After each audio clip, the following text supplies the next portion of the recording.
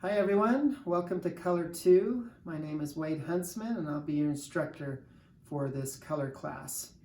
What my objective is today is to go over the material list for the color class.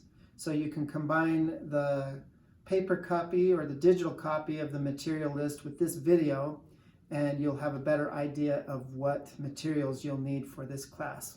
Now let me explain that this class is both a traditional class and a digital class if you so choose.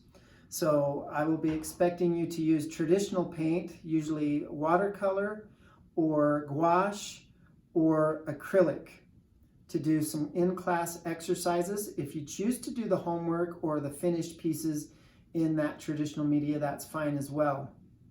And or if you choose to do the final piece in digital media, that's fine. But I will expect you and require you to do the in-class exercises or your exercises in a traditional media, a water-based wet medium. So we won't be using oil paint in this class. We'll be using acrylic, gouache, or watercolor. Since I'm going to recommend acrylics, I will go over the acrylics right now. So if you look on my table, I have a titanium white acrylic. I have a Mars or ivory black. And then I have different variations of yellow and other colors on my desk. So on the yellows, for example, you will see a cad yellow light, which is a cool yellow. And then I have a cad medium yellow deep or medium, which is a warm yellow. So you will notice the difference. So you'll need a warm yellow and a cool yellow. Then I have a variety of earth tones. I have yellow ochre, I have burnt sienna, I have raw sienna, and I have burnt umber. So those earthly colors are a nice addition to your palette. Then I have different reds. I have a cad red medium and I have a quinacridone red. Down here a little bit further down, I have alizarin crimson. So I have a warm red and a cool red. Then I have different greens. So I have a permanent green deep or chromium oxide green and a sap green. So there's different cool temperatures and warm temperatures of green. Then I have two different blues. I have a cerulean blue and then I have a ultramarine blue. So there's a more of a green blue and more of a red blue. Then I have a dioxazine purple. So all of these colors combined on your palette, you should be able to produce some really beautiful color pieces and color exercises throughout the class. Now, if you're going to be using watercolor and or gouache, we can discuss those a little bit more in detail if that's what you choose, but I highly recommend acrylic because it's cheap and it is not toxic and you can use a lot of it and it's water-based and you can produce a lot of exercises with it and you don't have to worry about the expense or the hard-to-get type of paint like gouache or watercolor could be. Then you'll need some gesso.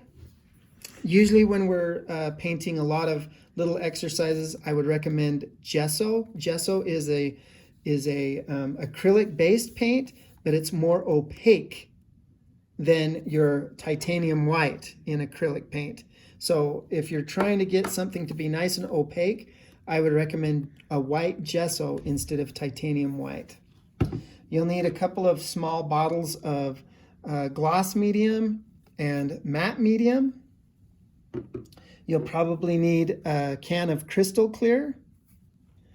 You'll definitely need some artist tape, which I recommend either white or black. Don't get colored tape.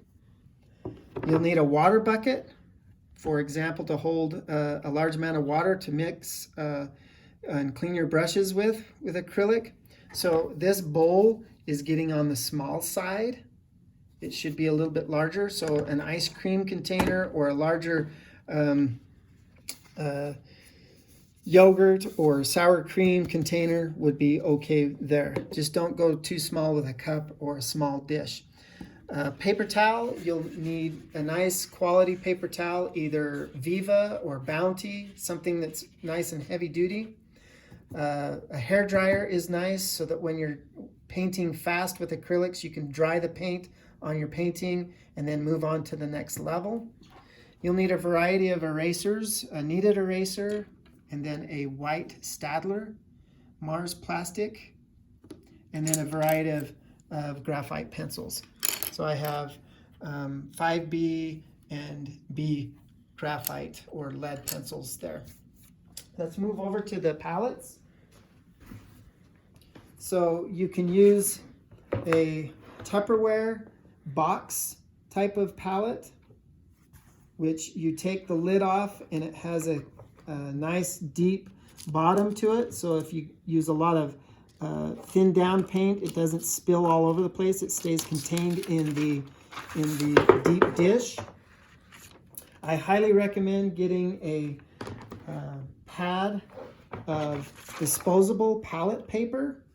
They come in 20, I think there's 20 sheets, and you just rip one of these out. You place in the bottom of the Tupperware tray.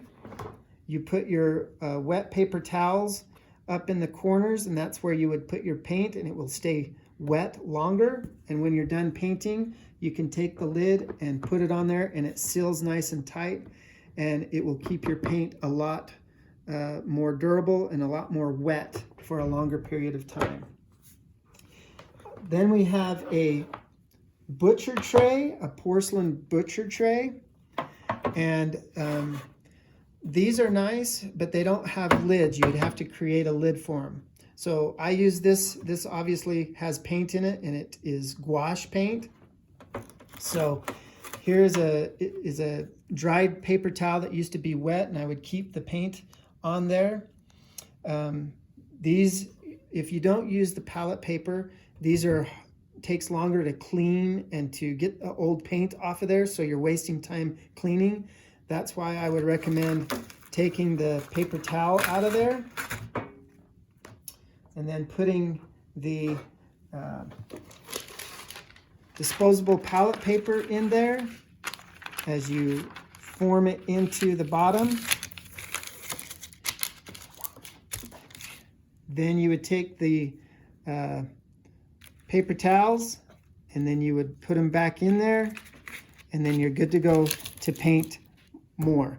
Now, after that gets used up, then you would take the paper towels out, and then you would discard the palette paper. You'd put a new one in, and that saved you a lot of cleanup time. And what I would recommend is you put the palette paper in the palettes shiny side up, and that will keep your paint from soaking in and not being effective for the palette. So the same principles for the Tupperware. You would take the Tupperware, you would put the new palette paper in, then you would take the paper towels, put them back in there with the paint on it, or add new paint to it, and then you would paint until the palette is all used up or until you get sick of it. Then you would take the paper towels out with the paint, saving the paint, discard the old palette paper, put a new one in, replace the paint or add new paint, and you would be on to your next painting or more effective painting. Let's go over brushes. So I would recommend that you get a variety of square brushes or flat brushes along with rounds. So you can get obviously a variety of different sizes. This is a square 1.5 inch brush. These are Princeton. If you can see the number, 450 FW, Princeton Art and Brush Company. The clear handled brushes are Winsor Newton Series 995 in a couple of different sizes. This is a 1 inch and this is a 1/2 inch.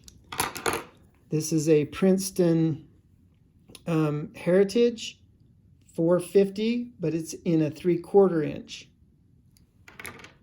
Then we have a bunch of rounds. The larger the number on a paintbrush with a round, these are Princeton's as well. The larger number is a larger brush, and it goes down to, so this is an 8, this is a 6, and this is a 4. So the smaller number, the smaller the brush. The larger number, the larger the brush. And I would get a variety of those. So within those brushes, the flats and the rounds, you should be able to have a good time and an effective time painting all of the different varieties of exercises that we'll do within the class. All right, so I wanted to go over the surfaces that you'll be painting on throughout the color and design class, mostly for the exercises. So any really nice, high quality, thicker paper, Strathmore, a low-toothed watercolor paper like Arches would be fine. A nice heavy cardstock would be fine to do your exercises in. So a nice thick heavyweight paper would be acceptable to paint all of your class exercises onto. And then also a heavyweight cold press illustration board for the two surfaces that you'll be painting on. Now again, I want to remind you that you'll be able to choose whether the finished painting or the finished project will be done digitally or traditionally. But the paper surfaces that we'll paint on are just required for the exercises. And again, you'll be able to ask questions as we move throughout the semester on those. But those are the two surfaces that I'm going to recommend for your exercises: a nice paper or a cold press illustration board.